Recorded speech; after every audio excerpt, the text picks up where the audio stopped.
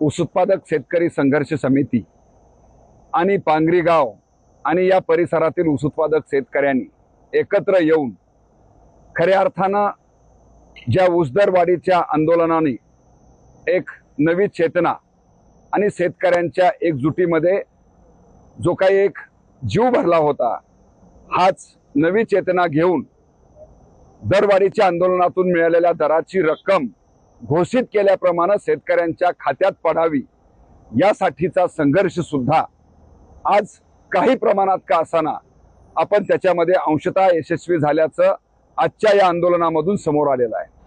मागच्या 2 दिवसापासून Omkar sugars unit 8 वरती आपण थकीत असलेल्या ऊस बिलाला घेऊन जे सत्याग्रह आंदोलन आपण करत होतो, या सत्याग्रह आंदोलन करत असताना या कारखान्याने घोषित केलेल्या दरापेक्षा 1800 रुपयांनीच हे बिल टाकण्याचा कार्यक्रम चालू केला होता। या गोष्टीचं गांभीर्य लक्षात घेऊन ताबडतोब या ठिकाणच्या सर्व ऊस उत्पादक शेतकऱ्यांनी जोपर्यंत घोषित केलेल्या दराप्रमाणे उर्वरित रक्कम देण्याचं निश्चित हे कारखाना प्रशासन लेखी देत नाही, तोपर्यंत हा लढा चालू ठेवण्याचा निर्धार केला।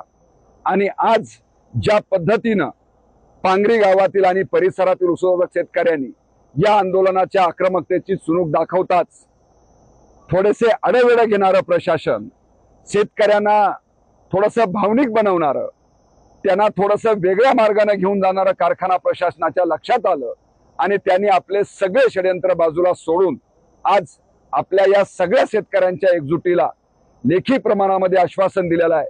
आणि उद्याच्या 25 तारखेपर्यंत 2950 रुपयाप्रमाणे उर्वरित रक्कम टाकण्याचं लेखी वचन आपल्याला त्यांनी दिलेलं आहे। आणि त्यामुळे आजचं हे आंदोलन आपण सगळे मिळून तात्पुरतं स्थगित करतोय।